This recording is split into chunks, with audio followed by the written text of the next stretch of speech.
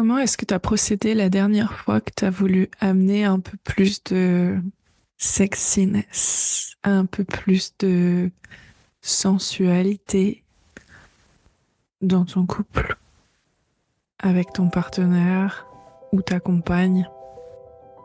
Sexpense, le podcast qui pense à ta sexualité, qui pense ta sexualité et qui expanse l'univers de la sexualité avec toi. Chaque semaine, on va explorer la sexualité alternative en parlant BDSM, fétichisme, libertinage, au travers d'interviews, de mes expériences personnelles, d'histoires érotiques.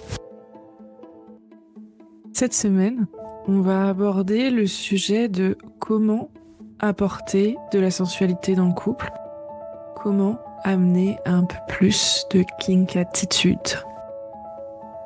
Alors déjà, j'aimerais vous poser une question à tous. Quand vous entendez sexualité, honnêtement, là, comme ça, à quoi est-ce que vous pensez? Je pense que la plupart d'entre nous, quand on entend sexualité, on pense au sexe. Et c'est là où, en fait, on oublie toute une dimension qui est l'intimité et la sensualité liées à la sexualité.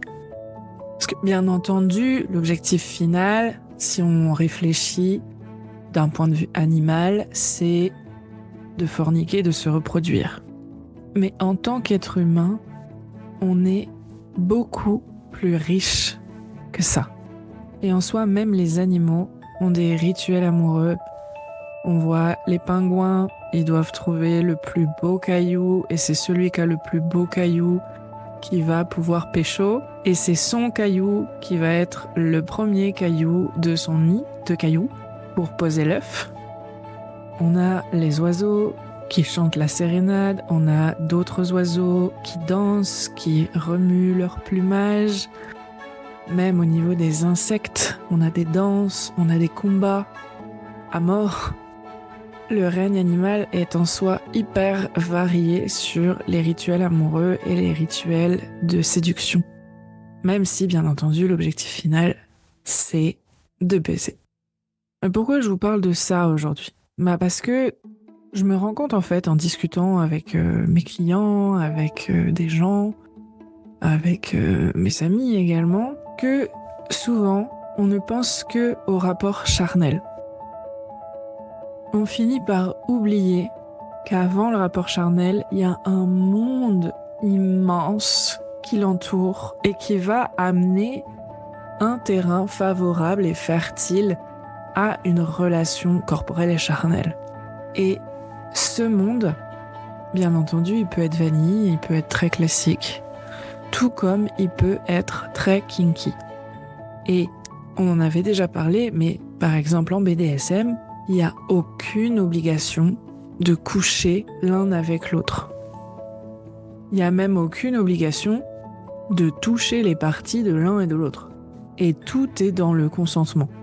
Du coup, l'intimité, en soi, c'est quelque chose d'assez basique. Quand on est petit, on est censé apprendre, on l'apprend pas tous, mais on a différents cercles. On a le cercle intime, qui est à moins de 50 cm de nous. On a le cercle vital, qui est là, à bout de bras. Donc, quand on est tout petit, ça reste à peu près à 50 cm de nous. Quand on est un peu plus grand, c'est 50 cm, 1 mètre à peu près. Et tout ce qui est au-delà, c'est le cercle social. À partir de là, on comprend que selon les différentes strates à laquelle on laisse les gens s'approcher de nous, ils ont une importance plus ou moins intéressante ou pas. Donc, tout ce qui est connaissance, en général, c'est à bout de bras, c'est le cercle social. Tout ce qui est amis, famille, etc., c'est au niveau des bras. Et quand c'est conjoint, c'est intime. Ça, c'est pour les cercles. Mais dans la vie courante, c'est quoi l'intimité ? L'intimité, il y en a une qui se fonde de nous à nous-mêmes, mais il y en a une autre qui se fonde du couple. Le couple a une intimité différente de celle qu'on a avec soi-même. Parce que c'est tout à fait normal d'avoir son jardin secret. Le truc, c'est que à partir du moment où on se met en couple, on n'est pas toujours à l'aise de partager nos envies. C'est hyper chaud et passionné au tout début de la relation, et petit à petit, ça s'effrite. Mais pourquoi ça s'effrite ? Parce que naturellement, en fait, on va tout donner, on va être dans ce moment passion au début de la relation.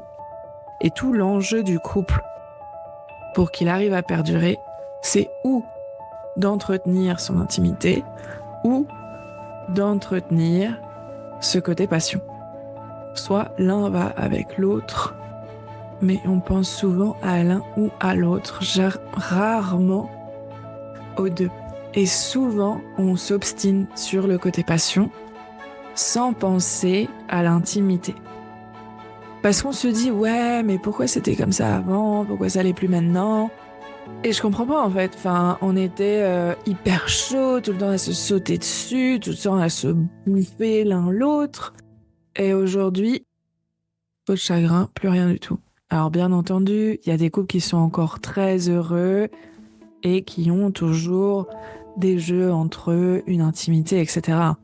Mais comment est-ce qu'on fait pour exprimer vraiment ce qu'on a envie de faire, d'expérimenter ? Comment est-ce qu'on a envie de jouer avec l'autre ? Je vais vous dire tout bêtement en partageant ça. Et en même temps, on peut le faire avec délicatesse si on connaît la personne, qu'on sait que c'est pas forcément un truc qu'elle imagine ou avec lequel elle serait à l'aise. Pas hésiter à y aller crescendo, à tâter le terrain.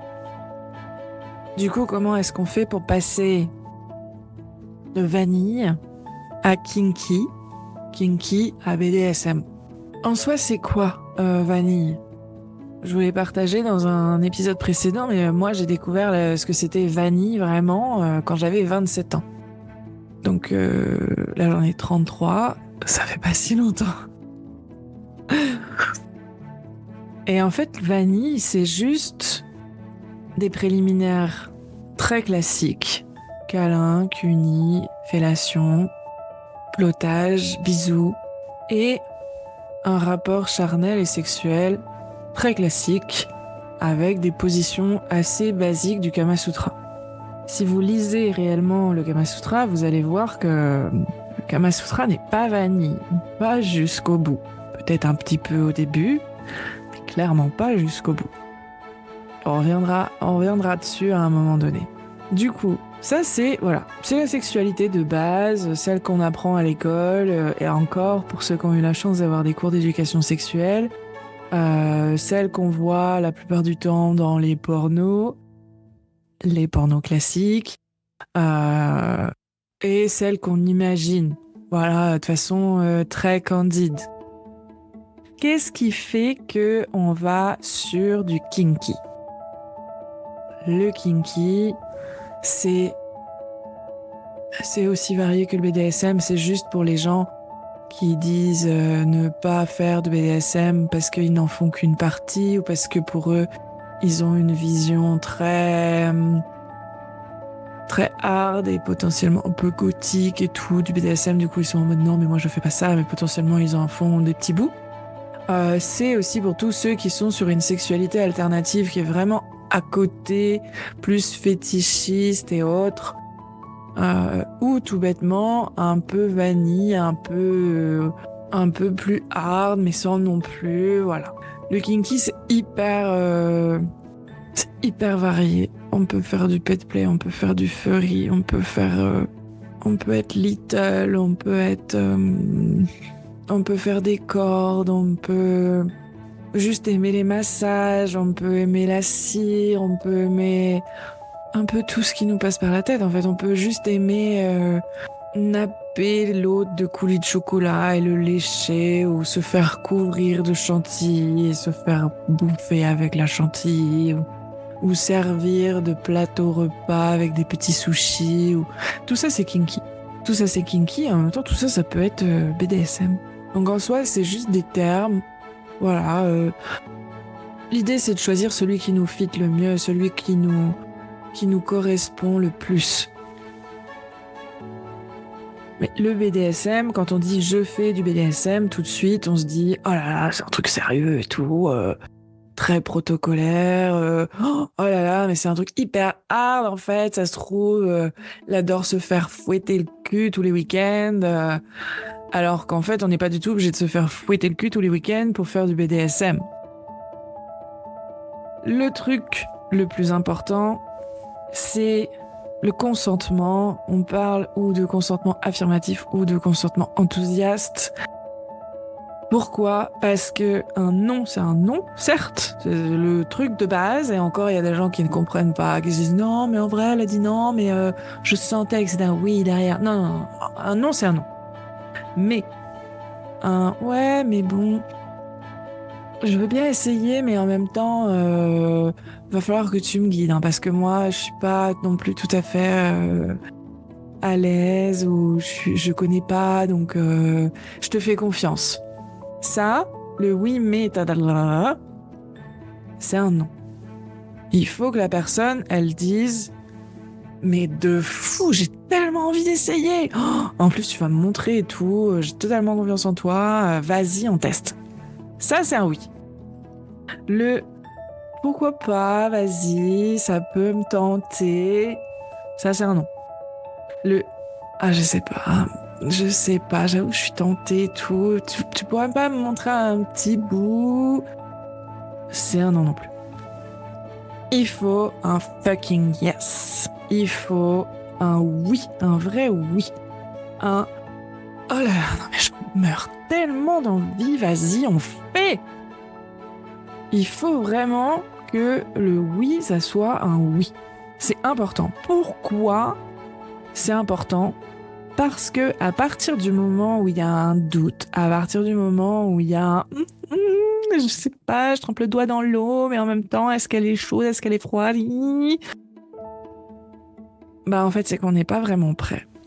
Pas vraiment prêt parce qu'on a des appréhensions, on a des peurs, ça peut remonter des choses. Et ça sera pas du tout le moment de les gérer à partir du moment où on aura commencé à tester. Parce que potentiellement, on peut partir en crise, en crise de larmes, en crise de remontée de trauma, en crise de ce qu'on veut, hein. Parce que en fait, on n'était pas prêt et ça va remonter le truc et après, va falloir gérer. En fait, ça va gâcher la séance, ça va gâcher le moment et on va s'en vouloir. On va s'en vouloir alors qu'en fait, on n'était pas prêt, qu'on s'est trop surestimé et que l'autre, c'est pas forcément sa faute non plus, mais n'a pas su entendre que cette hésitation n'était pas un vrai oui. Donc le oui, c'est hyper important. Il faut le tâter, il faut le challenger et il faut ne partir que sur des oui. Parce que on peut très bien se dire ouais vas-y les fessées ça peut être marrant et tout, mais si on a une petite hésitation en mode je sais pas, la dernière fois que j'ai eu des fessées c'est quand j'étais petite, je m'en rappelle pas mais bon ouais vas-y pour lui faire plaisir mais ça me chauffe pas en vrai. Bah si ça vous chauffe pas, ça vous chauffe pas. Y a pas de oui pour faire plaisir. Là je vous parle de fessées, c'est vite fait.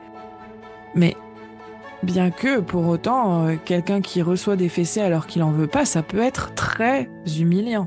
Mais on peut aller sur des choses beaucoup plus traumatisantes, dans la remontée de souvenirs j'entends, et pour autant ça peut ne pas être lié du tout. Par exemple, moi ça m'est arrivé, parce que vous l'avez compris, j'ai quand même un petit côté maso.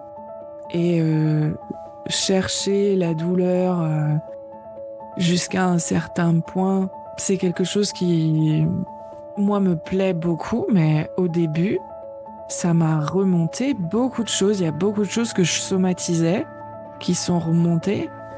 Et en fait, j'étais pas prête sur les premières séances. Après, je prévenais les gens en mode ouais, t'inquiète pas, potentiellement je vais chialer comme une madeleine, mais en fait c'est normal. Mais je me faisais souffrir toute seule en fait. Parce que ça me défaisait des déblocages émotionnels. Mais la personne, elle est pas là pour ça. Et il y a certaines personnes, quand je leur ai dit ouais, mais t'inquiète pas, je vais potentiellement pleurer et tout, ils m'ont dit non, mais en fait, moi je veux que tu prennes du plaisir. Même si je te fouette ou quoi, je veux que tu prennes du plaisir. Je suis pas là pour te voir pleurer. Et en soi, c'est sain, ça paraît logique et assez normal qu'on ait une intimité et des jeux sexuels pour le plaisir. Je suis un petit peu en mode Captain Obvious aujourd'hui. Tout ce que je dis paraît assez logique quand on l'écoute, mais pour autant, ça peut éveiller les consciences à certains trucs. Donc, un fucking yes. Un oui. Un oui. Oui. Ah! Voyez, ce oui-là. C'est celui-là qu'on cherche. Donc ça, c'était un peu, voilà, la trame de départ, la base. On fait la différence entre intimité et sexualité. On se positionne sur est-ce qu'on est vraiment dans la sexualité vanille, est-ce qu'on a envie d'introduire quelques petits trucs, est-ce qu'on veut faire du BDSM, etc. On vérifie le consentement. Et pour tout ça, on s'aménage du temps. Parce que les gens qui n'arrivent plus à coucher ensemble, c'est peut-être qu'ils s'éloignent un peu l'un de l'autre et qu'ils ont du mal à se comprendre en ce moment parce qu'ils ont chacun leur routine, leur quotidien, etc. Mais pourquoi est-ce qu'ils n'arrivent pas à se comprendre en ce moment? Pourquoi est-ce qu'ils s'éloignent l'un de l'autre? Parce qu'ils ne s'aménagent pas de temps à deux. C'est important quand on est en couple de se prévoir des petites sorties, des petits restos, des petits ciné, des petits moments cul. Si on peut pas le faire à la maison, bah on se prévoit un moment à l'hôtel, on se prévoit un moment, une balade, peut-être du sexe en extérieur. Bien entendu, en évitant de faire trop d'exhibitionnisme non plus, parce que sinon on peut se faire punir par la maréchaussée. Prendre le temps de s'aimer, c'est crucial. Mais pour ça, il faut déjà être à l'aise à l'idée de parler de sexualité avec sa compagne ou son compagnon. Et des fois, commencer par des mots n'est pas forcément la bonne approche. Juste profiter d'un silence pour se rapprocher, se prendre la main, remettre des cheveux derrière l'oreille, embrasser, et pas attaquer avec « Oh, j'ai envie de toi ». Non, on s'en doute, mais non, on ne commence pas par ça. Mais plus mettre en avant des qualités, mettre en avant son sourire, sa bonhomie, mettre en avant le fait que la personne rayonne, mettre en avant votre amour, votre affection pour cette personne, tout de suite va la détendre, la mettre dans une situation de confiance, d'écoute, un peu contemplative. Et à partir de là, vous pouvez attaquer le sujet, mais toujours pas en mode « Ah, j'ai envie de toi ». Toujours pas. Plus en mode « Écoute chérie, ça fait un petit moment que je me le dis, mais j'aimerais bien qu'on passe plus de temps ensemble, mais pas juste sortir ensemble ou autre. J'aimerais bien qu'on retrouve notre intimité, celle qu'on avait au tout début. Tu te souviens ? Quand tu me sautais dessus ou quand je te donnais un bain, je te brossais les cheveux, je te lavais le corps ou quand le matin tu ramenais un petit déj au lit le week-end. Ou... Voilà, vous remémorez un petit souvenir kinky, un petit souvenir un peu coquin qui vous a plu et vous voyez sa réaction. Si sa réaction c'est « Oh mais écoute, vas-y j'ai pas le temps », c'est que trop de charge mentale. Trop de charge mentale, du coup ça sera ça votre objectif, de réduire la charge mentale de votre compagne ou compagnon avant même de penser à kinkifier votre vie. Parce que s'il y a trop de charge mentale, il n'y a pas la capacité de kinkifier quoi que ce soit. Toute la libido est concentrée sur régler la charge mentale et après, on verra si on a le temps d'être coquin, coquine, baiser, coucher, jouer. Si c'est « Ah ouais, non mais moi aussi, j'aimais trop ces moments-là et tout », dans ce cas, continuez la conversation. Potentiellement, vous pouvez utiliser la BDSM list que je vous ai partagée sur mon site. Je vous remets le lien en description. Et potentiellement, vous pouvez juste proposer des trucs en mode ça te dirait la prochaine fois que t'achètes de la lingerie, je t'accompagne en magasin, comme ça tu me fais un essayage. Ou ça te dirait on se coule un bain et on prend un bain à deux. Ou on prend la douche à deux. Ou ça te dirait je vais prendre de l'huile. Pour le coup, si vous n'avez pas d'huile de massage, vous pouvez très bien prendre une huile neutre de cuisine, type huile de coco, huile de pépins de raisin. On va éviter olive, tournesol et colza parce que ça sent fort. Mais si vous aimez l'huile d'olive, vous pouvez toujours prendre de l'huile d'olive. Mais le mieux, c'est coco, pépins de raisin. Sésame, ça peut être pas mal aussi, mais il faut aimer l'odeur parce que ça a quand même une odeur un peu particulière. Donc, vous pouvez très bien faire avec ce que vous avez à la maison, c'est ça que je veux dire. Si votre compagne, votre partenaire est OK, vous voyez, vous avez juste ouvert une porte avec une conversation anodine. Le tout est, sans pour autant créer une routine, vraiment créer une régularité de ces petits moments. Comme par exemple, voilà, vous avez cette opportunité qui s'est ouverte, vous lui faites un massage et tout. Ne cherchez pas forcément à coucher avec à chaque fois. Dites-vous que plus vous aurez de moments d'intimité, plus ça va favoriser les moments de baise, d'amour, de fornication, de coucherie, mais ça n'est pas le truc essentiel à la survie de la kinkitude de votre couple. L'essentiel, c'est d'entretenir votre intimité. Et cette intimité, elle va être par l'ajout et l'entretien, l'enrichissement de jeux à deux. On reste des enfants. C'est juste que nos jeux évoluent. Et vous pouvez très bien jouer aux petits indiens et aux cow-boys, vous pouvez jouer au docteur, à l'infirmière, vous pouvez jouer à tous les rôles que vous avez envie, vous pouvez très bien partir sur quelque chose de plus BDSM, tout comme on parlait de pet play, de furry tout à l'heure, vous pouvez faire le chat, le chien, jouer des personnages d'animés que vous aimez bien, des rôles d'acteurs que vous aimez bien, tout comme vous pouvez reproduire des scènes de porno si vous aimez ça, vous pouvez regarder du porno ensemble, ça se fait très bien. Vous pouvez vous masturber l'un l'autre et vous pouvez juste vous faire du bien, vous masser, vous aimer, vous caresser.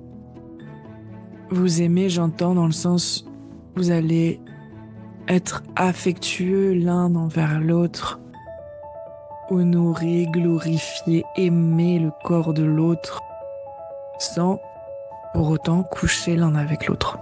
Et plus vous ferez ça, plus vous serez proche, plus vous serez intime, plus vous serez complices l'un et l'autre. Et être complice, c'est hyper important pour entretenir sa sexualité. Alors la question qu'on me pose souvent, c'est ouais, mais comment je fais pour introduire du BDSM dans notre vie ? Comment je fais pour lui dire que je suis soumise et que j'ai envie de lui embrasser les pieds, que j'ai envie de lui obéir, que j'ai envie d'avoir des fessées, que j'ai envie d'être humiliée, maltraitée, insultée, et que c'est ça qui m'excite. C'est vrai que de prime abord, on peut se dire je sais pas. Là, compliqué, hein. Compliqué. Mais en vrai, pourquoi est-ce que vous avez choisi votre partenaire de vie ? Pourquoi ? La plupart du temps, quand je pose cette question, c'est parce que elle a du caractère et que ça me plaît. Mais sexuellement, on reste très vanille. Ok. Bon. Partons du principe que cette personne, ayant beaucoup de caractère, étant vanille, vous dise « Ah là là, mais en fait, t'es qu'un pervers !» Ça fait mal. Ça fait mal, ça blesse, et c'est exactement ça que vous voulez éviter. Et c'est pour ça que malgré le fait que vous ayez choisi une personne qui ressemble à ce que vous cherchez, c'est-à-dire une personne avec du caractère, dominante, vous n'allez rien lui dire. L'inverse est vrai également. Une personne dominante peut ne pas oser dire à son conjoint, sa conjointe, qu'il est dominant ou qu'elle est dominante, et finir par aller voir à droite à gauche en mode non mais de toute façon je sais très bien que ça ne passera jamais, donc je vais vivre ma sexualité à côté, hors du couple, sans lui dire. C'est tout à fait ok si vous êtes plus à l'aise avec ça, y a pas de souci. Mais dans ce cas, on peut pas être malheureux de ne pas avoir essayé. Vous voyez ce que je veux dire ? Si on n'essaye pas, si on n'en parle pas, on saura jamais réellement. On n'est que sur des supputations. Si on répond aux accords Toltec, il ne faut pas imaginer quelque chose qui, si ça se trouve, n'est pas vrai. Donc, le mieux, c'est d'y aller crescendo. On va pas tout de suite dire « Ah ouais, j'aimerais trop que tu me fouettes le cul, que tu me traites de salope et que tu me tires par les cheveux jusqu'au lit pour m'utiliser comme un jouet sexuel et que je sois ta chose. » C'est un peu violent si on part d'un point de vue vanille pur. Donc, comment est-ce qu'on va amener les choses ? Petit à petit, on va potentiellement déjà commencer par quelque chose de plus affectif comme, j'en parlais, mais un bain, des massages, etc. Si ça, c'est quelque chose qui plaît à la personne, on va commencer aussi à parler un peu plus souvent de sexualité, faire un débrief à la fin de « Ah, t'as bien aimé comment je t'ai caressé, où est-ce que je t'ai touché ?» etc. On peut le faire à la fin ou on peut le faire en avance. Où est-ce que t'as envie que je te masse, où est-ce que t'as envie que je te caresse, tout ça. Plus on va parler de sexualité, plus la personne va se lâcher, va être à l'aise.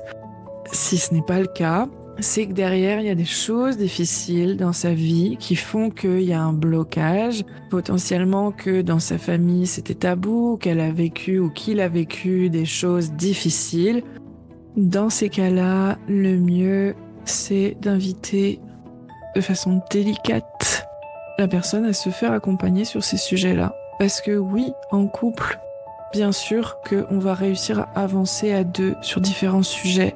Bien sûr qu'on va être une oreille attentive, mais il y a certains trucs des fois qu'on n'est pas capable de faire ensemble, qu'il faut aborder aussi avec des thérapeutes, avec des psychanalystes, avec un professionnel.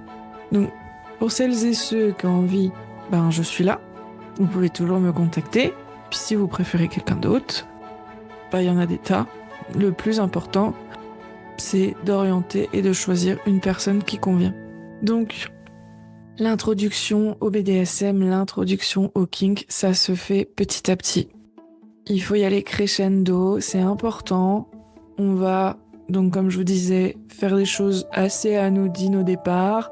Et après, petit à petit, soit ouvrir la discussion, soit inviter à faire des trucs de plus en plus coquins.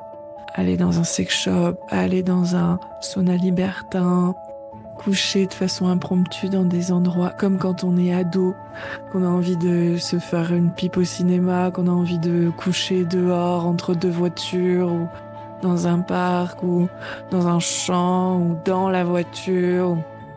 Vraiment, cherchez qu'est-ce qui vous émoustille, cherchez qu'est-ce qui vous excite l'un et l'autre. C'est hyper important.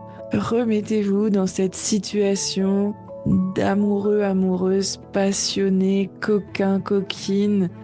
Remettez-vous dans ces moments d'adolescence où on a les hormones en effervescence et juste amusez-vous. La sexualité, c'est pas quelque chose de sérieux.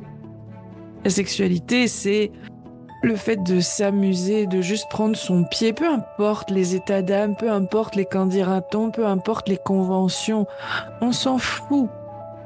Si un truc que vous kiffez, c'est vous battre dans la boue l'un et l'autre, faites-le.